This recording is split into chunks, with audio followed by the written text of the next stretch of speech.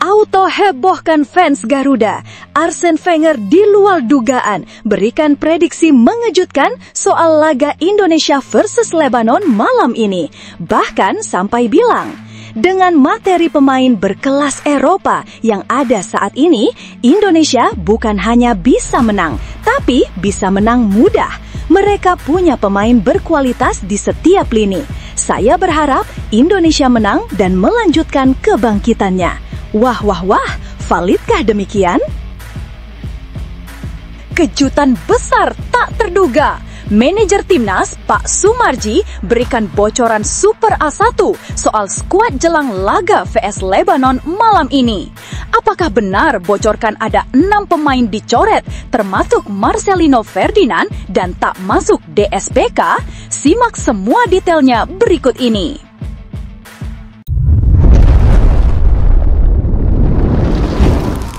Sebelumnya mohon subscribe channel ini dulu supaya nggak ketinggalan berita terupdate Timnas Indonesia.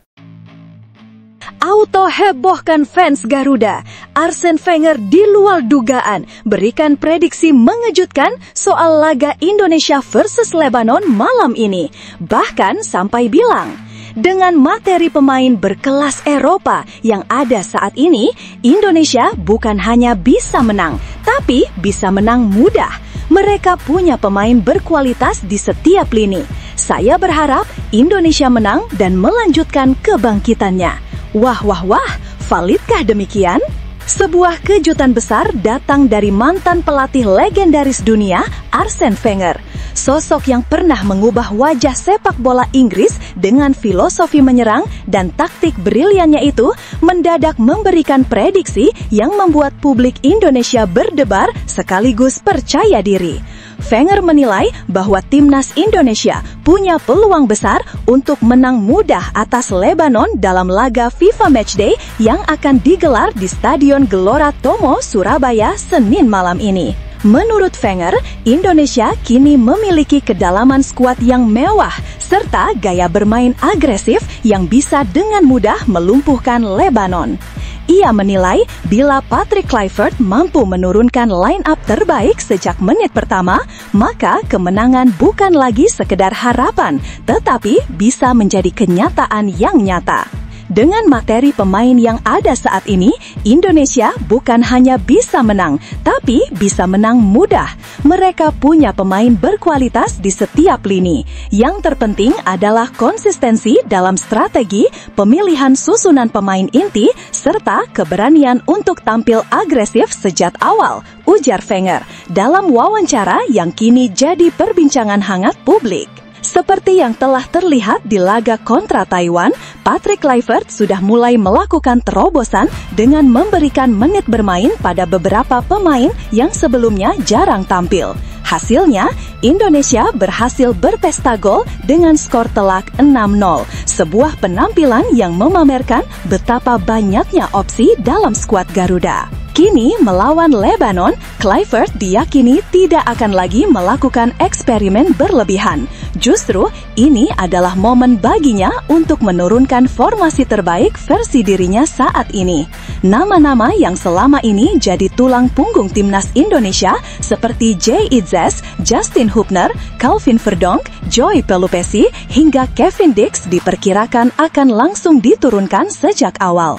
Bukan hanya itu, pemain-pemain yang tampil gemilang di laga pertama seperti Eliano Reijnders dan Rizky Ridho bisa kembali mendapat kesempatan. Bahkan, nama Tom Hai yang hanya turun sebentar pada partai kontra Taiwan sangat mungkin dimainkan lebih lama. Di lini depan, absennya Ole Romeni karena cedera membuka peluang bagi Mauro Zylstra tampil sebagai ujung tombak sejak menit awal.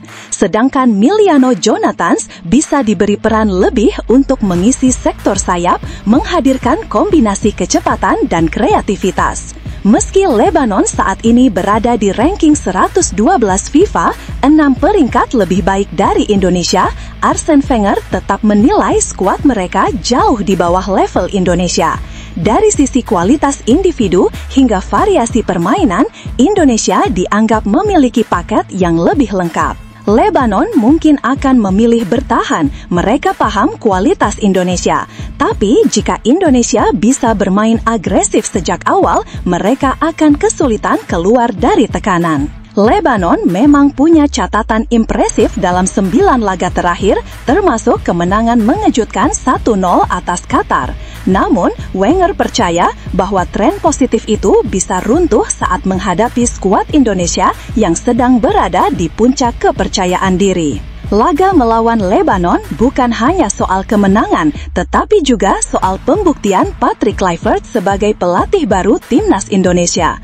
Wenger bahkan menekankan bahwa inilah saatnya Kluivert menunjukkan keberanian. Tidak ada waktu untuk ragu. Jika Kluivert berani menurunkan susunan pemain terbaik sejak awal, maka Indonesia akan menang.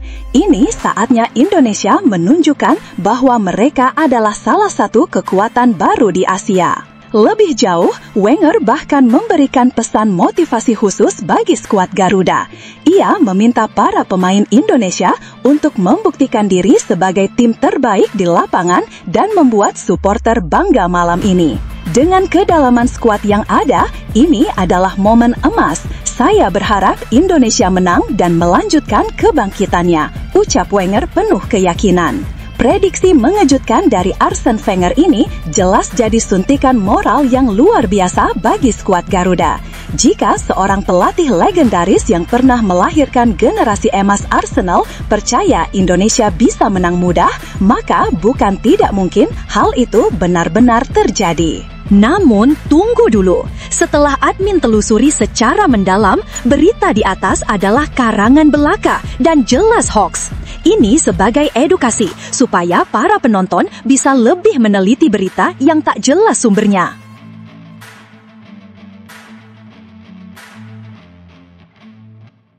Kejutan besar tak terduga. Manajer timnas Pak Sumarji berikan bocoran Super A1 soal skuad jelang laga vs Lebanon malam ini. Apakah benar bocorkan ada 6 pemain dicoret termasuk Marcelino Ferdinand dan tak masuk DSPK?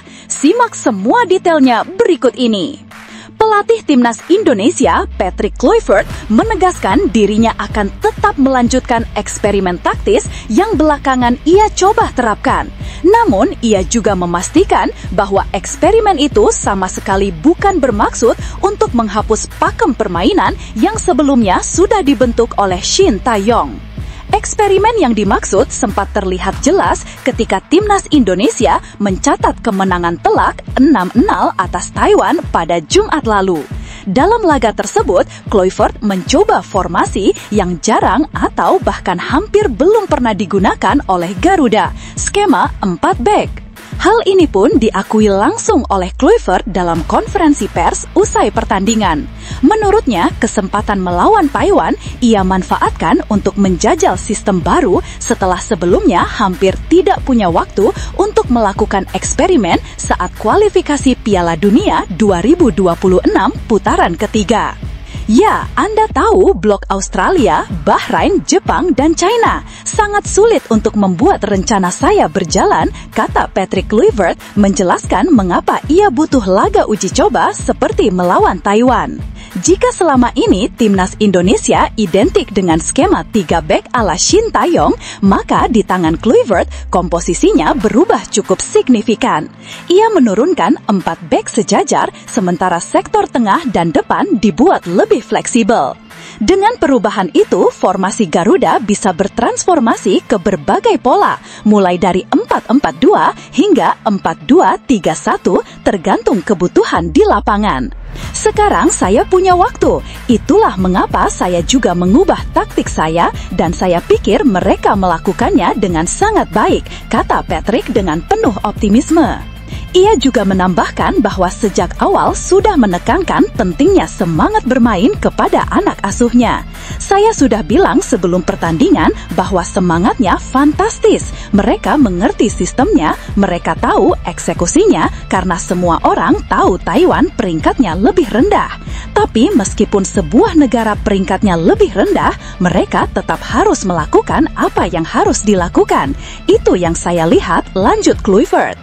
Pertanyaan besar pun muncul, apakah ke depan timnas Indonesia akan sepenuhnya meninggalkan pakem 3 bek yang begitu melekat sejak era Shin Tae-yong? Menjawab keraguan itu, manajer timnas Indonesia Sumarji memberikan penjelasan lugas. Menurutnya, apa yang dilakukan Kluivert justru bertujuan untuk memperkaya taktik timnas Indonesia. Dengan begitu, skuad Garuda akan lebih fleksibel dan siap menghadapi lawan dengan strategi yang paling sesuai.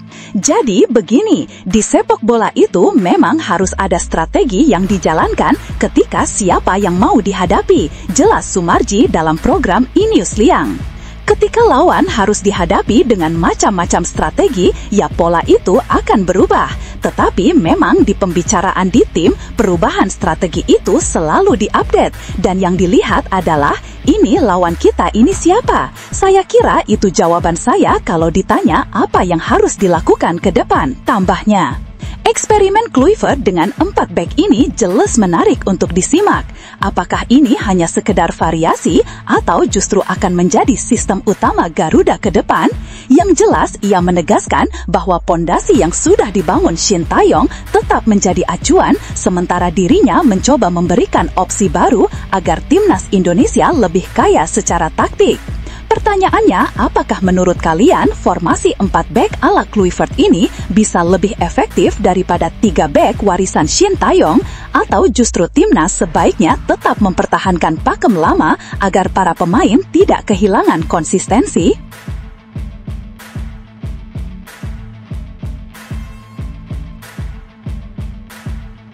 Nah, ini baru kabar gembira. FIFA berikan kabar luar biasa bahagia untuk timnas Indonesia. Fans Garuda auto happy dan semakin optimis jelang laga lawan Lebanon malam ini. Simak berita selengkapnya hanya di sini. Timnas Indonesia kembali bersiap melakoni laga penting di bulan September 2025. Kali ini, skuad Garuda dijadwalkan menantang Lebanon di Stadion Gelora Bung Tomo, Surabaya pada Senin malam ini, WIB. Pertandingan ini akan menjadi duel kedua timnas Indonesia sepanjang agenda FIFA Matchday bulan September. Sebelumnya, tim asuhan Patrick Kluivert sudah lebih dulu tampil melawan Taiwan di stadion yang sama pada Jumat lalu. Hasilnya sangat memuaskan. Indonesia mampu memetik kemenangan telak dengan skor 6-0.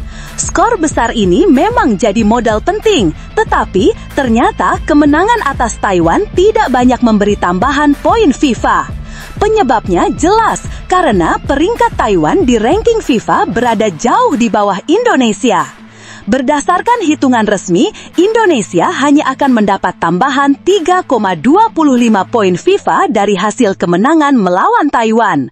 Dengan tambahan kecil tersebut, posisi Mark Klokdeka memang naik 1 tingkat, dari ranking 118 dunia menjadi 117 dengan koleksi 1157,80 poin.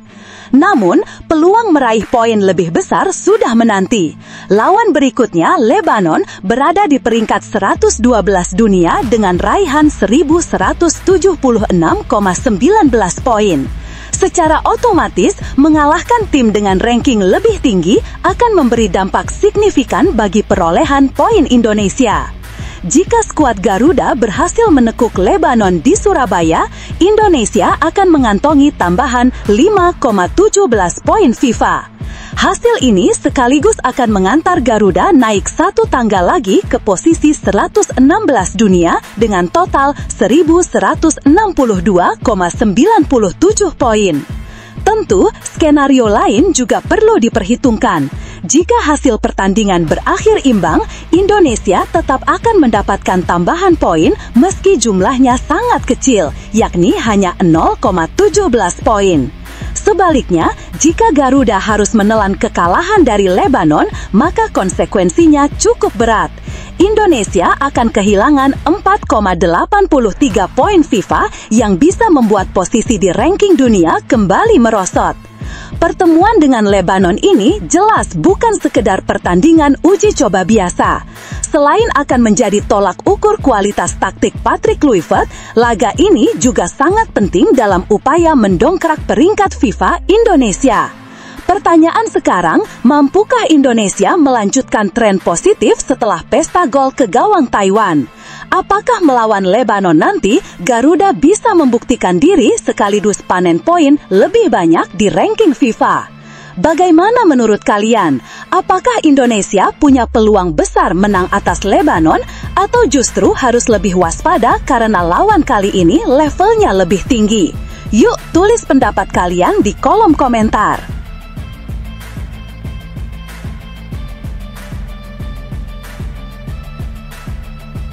Super sombong tak terkira. Gelandang Lebanon ini dengan sangat keras dan tegas tebar ancaman untuk timnas Indonesia. Benarkah sampai bilang, kami akan permalukan Indonesia di kandang mereka sendiri seperti timnas Qatar? Simak pernyataan lengkapnya di sini. Pertarungan seru akan tersaji di Stadion Gelora Bung Tomo, Surabaya pada Senin malam ini pukul 20.30 WIB.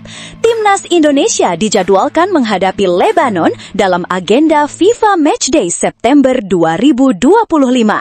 Duel ini memang berstatus laga uji coba, tetapi atmosfernya diprediksi panas karena kedua tim sama-sama membawa ambisi besar. Jelang pertandingan, gelandang timnas Lebanon, Ahmed Khair Eldin, memberikan pernyataan yang cukup menohok. Ia menegaskan bahwa The Cedars, julukan timnas Lebanon, tidak datang dengan sikap main-main, melainkan dengan tekad penuh untuk meraih kemenangan. Menurutnya, Lebanon menatap laga kontra Indonesia dengan sangat serius karena mereka punya misi penting, mempertahankan tren positif dalam 9 laga terakhir. Perlu diketahui, performa Lebanon belakangan ini memang luar biasa. Dalam 9 pertandingan terakhir, tim asuhan Miodrag Radulovic sama sekali belum terkalahkan. Modal ini jelas menjadi alasan kuat mengapa mereka begitu percaya diri menghadapi Indonesia. Bahkan, dalam laga terbaru yang digelar pada 24 Agustus 2025, Lebanon sukses mengalahkan Qatar dengan skor tipis 1-0. Kemenangan atas tim besar Asia itu semakin menambah rasa percaya diri skuad The Cedars. Tidak heran bila kemudian Ahmed Khair menegaskan bahwa target berikutnya adalah memperpanjang tren impresif tersebut dan menjadikan timnas Indonesia sebagai sasaran berikutnya. Fokus kami adalah melanjutkan apa yang sudah kami mulai dalam uji coba terakhir melawan Qatar, ucap Ahmed Khair seperti dikutip dari laman resmi Asosiasi Sepak Bola Lebanon. Lebih jauh, Ahmed Khair menekankan bahwa Lebanon selalu tampil dengan sikap serius di setiap laga. Baginya, hasil yang sudah mereka capai bukan sekadar kebetulan, melainkan bukti konsistensi perkembangan tim. Kami selalu serius. Timnas Lebanon terus berkembang secara konsisten, tegas gelandang berusia 26 tahun itu. Namun begitu, ia juga tidak meremehkan timnas Indonesia. Bermain di Surabaya di hadapan puluhan ribu supporter fanatik Garuda tentu bukan perkara mudah. Atmosfer stadion diyakini akan memberikan tekanan besar bagi tim tamu. Meski demikian, Khair tetap optimistis Lebanon mampu menjaga performa dan melanjutkan rekor positif. Kami berharap bisa melanjutkan tren positif, meraih hasil baik, dan tampil solid dalam 9 laga terakhir yang kami jalani. Semua itu akan menjaga tim tetap berada di jalur yang benar, lanjut pemain Al-Ansar FC tersebut. Sekilas memang terlihat bahwa laga ini hanyalah uji coba di kalender FIFA Matchday. Namun, sejatinya baik bagi Indonesia maupun Lebanon, pertandingan ini punya arti besar. Bagi Indonesia, laga ini jadi ujian penting sebelum masuk ke babak keempat kualifikasi Piala Dunia 2026. Tim asuhan Patrick Kluivert harus benar-benar memanfaatkan kesempatan untuk mematangkan strategi dan menemukan kombinasi terbaik di lapangan. Sementara bagi Lebanon, duel ini adalah bagian dari persiapan menghadapi kualifikasi Piala Asia 2027. Menghadapi tim yang sedang naik daun seperti Indonesia akan jadi bahan evaluasi yang sangat berguna untuk mereka. Dengan segala modal yang dibawa Lebanon, termasuk rekor tak terkalahkan dalam 9 laga terakhir, jelas pertandingan ini tidak akan berjalan mudah bagi timnas Indonesia. Apalagi Ahmed Khair sudah lebih dulu menebar ancaman dengan pernyataannya yang lugas dan penuh keyakinan.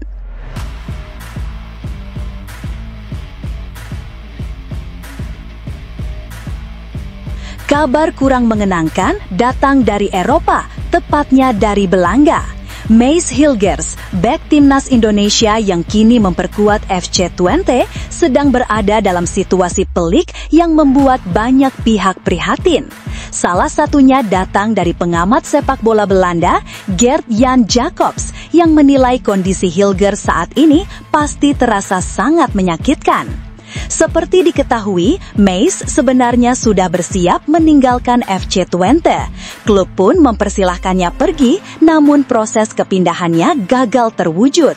Kondisi ini membuat situasi Hilgers semakin sulit. Hilgers belakangan sibuk dengan proses transfer dari FC Twente.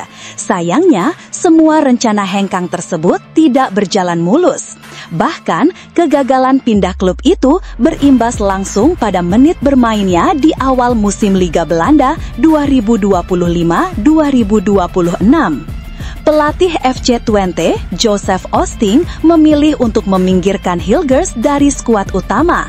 Alasannya cukup jelas. Hilgers dianggap tidak lagi memiliki motivasi dan semangat penuh untuk bermain bersama Twente. Situasi ini tentu membuat posisinya semakin sulit, baik di level klub maupun untuk karirnya ke depan. Nama Hilgers sempat dikaitkan dengan Stade Brest, klub Liga 1 Prancis. Transfer itu bahkan disebut akan tuntas menjelang penutupan bursa transfer pada 2 September 2025. Namun, realita berkata lain. Kesepakatan gagal dan Hilgers tetap bertahan di FC Twente meski posisinya semakin tidak menentu. Melihat kondisi tersebut, Gert-Jan Jacobs merasa prihatin. Ia menegaskan bahwa Hilgers memang harus segera mencari jalan keluar karena bertahan di Twente jelas bukan opsi yang sehat. Situasi ini sangat menyakitkan baginya, dan Hilgers masih berharap dia akan menemukan klub di liga yang bursa transfernya masih terbuka untuk sementara waktu, kata Jacobs seperti dikutip dari Twente Fans. Kalau tidak, FC Twente akan bermasalah, tambahnya. Menurut Jacobs, opsi paling realistis bagi Hilgers adalah pindah pada bursa transfer musim dingin mendatang. Itu akan menjadi jalan keluar terbaik agar ia bisa kembali fokus mengembangkan karirnya. Bukan hanya Hilgers yang menghadapi situasi sulit, FC Twente sendiri sedang berada dalam kondisi yang cukup rumit. Mereka mendatangkan banyak pemain baru di posisi yang sama dengan Hilgers, sehingga skuad kini terlalu gemuk. Namun, para pemain anyar itu justru belum bisa memenuhi ekspektasi klub.